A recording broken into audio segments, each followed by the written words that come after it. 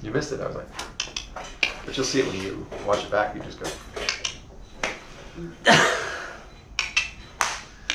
See? That should be just the beginning of it, you know, just 5 minutes in, just that's all it is.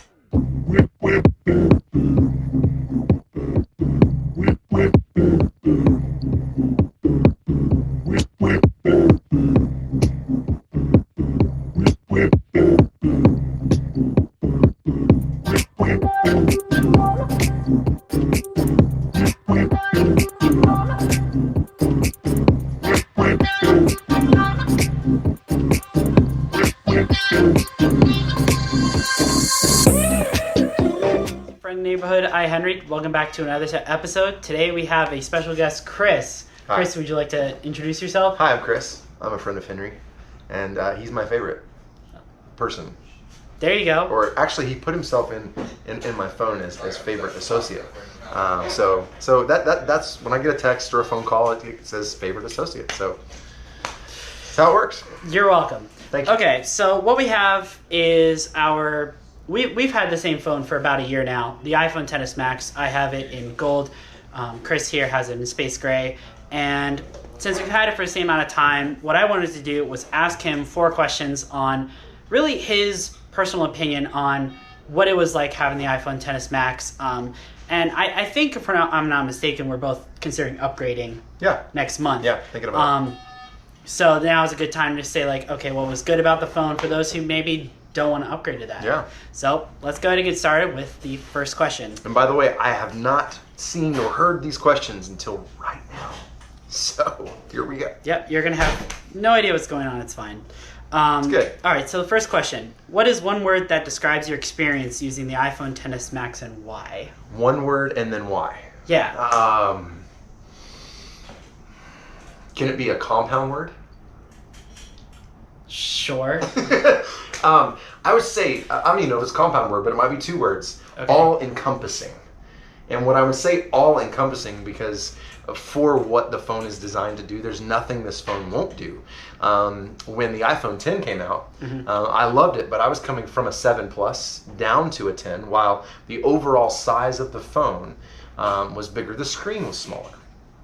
So apps that were set up for the Plus, I was now using them for the non-plus size. And so I just remember saying to a lot of people, man, this thing would be perfect if it were in a bigger size. And so when the XS Max came out, I went back up to the large size phone and absolutely loved it. And there's nothing you can't do on it. I have an iPad Pro as well, as you do, the same one of those. And we didn't plan that because we just met not too long ago. Oh, yeah. So I would say all-encompassing, because there's nothing this phone won't do and then some. The camera, amazing. The screen, amazing. The processor, amazing. So I've never had this thing just crash and shut down or anything like that. So all-encompassing would be my answer. Now, what about you? Well, I have the iOS 13 beta, and I've been downloading them since the first beta was released. So it wasn't as smooth of a experience when the betas were released. But before that, I noticed that there were a lot of things that I really liked about the iPhone 10, which is what I had before, that were almost what I wanted. And I feel like the iPhone XS Max basically fills in the gaps that I wanted the iPhone 10 to fill. Like being almost that big size phone and almost being like the fastest phone that I've ever had. And the biggest thing, and I don't know what it's been like for you, but the iPhone 10's battery life was just terrible. Yeah. I would get almost no battery life out of it. And now with the battery life with the XS Max, like my phone lasts a day and a half before I have to charge it. Yeah. Has that been like that for you? Yeah. Thank you for saying that too, because with the iPhone 10, that was one of my big things too. I'm like, I love all the features, the Face ID and all that brought to it, the updated cameras, and but then I remember thinking, man, I have to charge this thing a couple times a day. And then with the XS Max, it's like, I traveled recently and used GPS 6+ hours, and then watched a little bit of a movie, and I still had 40% battery life at the end of the day, and that's after being up all day. So and yet, like, Apple still created the battery cases for the XS Max, despite all that. Which so he's trying to get me to buy still. Yeah, still. Good catch, buddy. There you go. Which you've said before. You've kind of been back and forth on like it being enough battery life and like kind of not lasting for you. So I wanted to recommend that case. But, always selling this guy. This guy right here. So question number 2. All right. How much of an improvement do you think the XS Max has over the iPhone 10 and the iPhone 8 Plus? Oh man, I would say over the 8 Plus for me personally, I would say it's a huge improvement. It took me a couple of hours to get used to the no home button coming from the 7 Plus to the 10. With and Apple, they tout the gesturing as it being a very natural thing. The gestures are just smooth and fluid and natural. And at first I was like, okay, but then they really are, and so you get used to it. So I would say it's a huge improvement. I would also say that if you don't have the Max phone now, if you do the new phone that's coming out next month, or the XS Max, it is going to be, unless you have large hands, it is with one hand. It does take some getting used to, and so depending on what kind of case you have, you can be careful because that thing will. Well, I have weird fingers. Back when I was in high school, I'd write these novels on my iPad, and I had the iPad 2 with the really thick bezels. Yeah. My thumbs just over time just stretched out. So whenever I use a phone, it kind of like has to crouch over, kind of like this like entirely like 90-degree angle just to. Well, and you do have to do that. Like if you're trying to go like over here and then. Like the iPhone 10, it was like. Again, what I was saying before, a lot of it just came down to what it was before, with it almost being a big screen, where it was like kind of big, but not really, because when you look at it, it's a 5.8-inch screen, and then the 8 Plus was 5.5. So the screen was actually bigger than the Plus models. However, because of the actual footprint of it, it felt smaller. Right, and it was taller and a little bit more narrow or narrower. I'm not sure how to say that. One of the two. So yeah, but what was interesting is when the 10 came out, like I said too, all of the apps for it, it was set for the regular size 7 at that point. And so, you know, the app developers had to release the updates that would make it fill the screen. But yeah, I agree. There you go. Yeah. I guess that leads to the third question. That's not 3. There it is. What is one defining reason to get the XS Max over the 10R? Ooh, over the 10R. Over That's the 10R. a great question. Camera. Hands down the camera. You know, because the 10R is a slightly smaller overall device than the XS Max. But the camera is just absolutely phenomenal on the Max. The portrait mode shots, I mean, the processing power, I would say for me it's the camera. What about you? I would disagree. I would say battery life. Really? The battery life on the iPhone 10R is substantially higher than the XS Max, which is kind of surprising because it's the phone that still has an LCD screen versus an OLED. Right. The camera's not that different. You actually have a wider lens on the 10R, so it's a lot better for low light. Versus the XS Max, which is not nearly as wide, so the low light shots aren't nearly as good.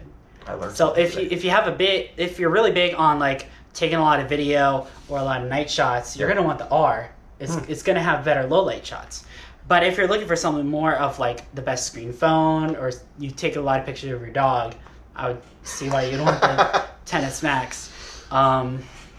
So and then you bring up a good point too, the display. And I mean, let's not forget, like, look, I mean, never before have these guys been as pricey as they are. When you look at the XS Max, I mean, the 256 gig version, $1,200.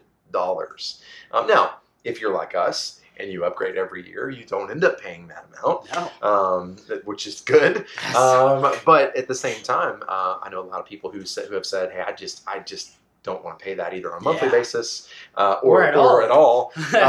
And so they end up going with the R and then end up loving it. So, well, that actually leads to the fourth question, the final one. For the 6.5-inch OLED screen and the XS Max overall, is it worth the price? Oh man,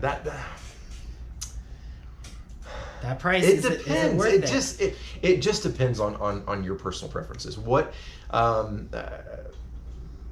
see me, I'm an Apple fanboy. Yeah. So me, I'm like, yes, MacBook Pro, Touch Bar, yes, 10s Max, yes, 11-inch iPad Pro. But when you really look at it and dial down, you have to do what's right for your budget. You really do. But what's good too is even though they are so expensive, the options that are out there, Apple's upgrade program, all the carriers, most of the carriers allowing for the monthly payment, and then after you pay off a certain amount, you can upgrade again. Not to mention the trade-in. Yeah. So that's a big deal. So I mean, again, it's just going to be personal preference. My advice to everybody, and what I always do, is get your hands on the devices. Like if you have somebody that has one, use it. Go into multiple stores, and I do this all the time, and I'm sure it drives the people in the stores nuts, because I'll go in there 3, 4, sometimes more. That rhymes. Hey-o. And so I'll go in there and just and play with them and get my hands on them, and that's what Apple wants you to do anyway. They want you to try out the device. They want you to get it in your hands, and then when you see that OLED versus not OLED display, when you can't notice it. You really don't notice it. You have them right side by side. The 10R, like I don't mean like the 880 Plus. You right. notice it right away with that. But with the 10R versus the 10s Max, you really don't notice it. And a lot of times when I see someone out in the wild with a 10R, I go, oh, you have the same phone as me. You have a 10s Max. And then I look at it longer. I see that the bezels are slightly thicker. And I'm like, oh, shoot, that's not the 10s Max. So I keep mistaking the two together, even though I know like every phone. But all I have to do to know that it's a 10R is either look at the back with the camera or look and see the thicker bezels. And if you have a case on it, you can't tell, depending on the kind of case you have on it. Right. And if you don't see the back and see the dual camera. If you can't see your camera in general, you probably bought the wrong case too. Probably. Just a little bit. Yeah. and what Chris was saying about before is like testing out your friends' phones and like just holding and using it. Just make sure you don't walk away with it, because I'm pretty sure they'd be that's important. That's a lot of money to walk away with. It is. That's a whole lot of money to walk away with. And I will say too, going back to what you said about the bezels on the 10R, it's just like the new iPads, right? You and I have been talking about the 10.5-inch Pro from last year versus the 11-inch Pro from this year. I personally love the screen to screen, like the screen to bezel, nothing in between. And so that was a deciding factor for me too, from staying away from the 10R. I like the all-screen mentality, but then I end up, of course, putting a case on there where you kind of can't really see it. But at the same time, I like that sleek, and I'm going to use a term that Apple uses, sexy design. I don't know why I keep doing that. That's the thing that I don't know. So one audience member will at least enjoy that. I will not be one of those audience members. That would be weird. So it would be weird. It would. But for me, that's one of the reasons I'm thinking about the 11-inch Pro. I have a 10.5-inch Pro, which I think we're going to talk about that on another episode. Yeah. There you go. But why versus why not? And again, it's a personal preference thing. So yeah.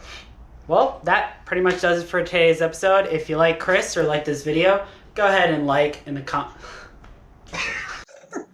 Don't like me, like the video, like Henry, like him. There you go. And while you're waiting for the next episode, go ahead and watch the other ones. I'll leave the top 3 in the comment section below. Subscribe, click the notifications for this guy. Do it. Do it. All right. What's in it?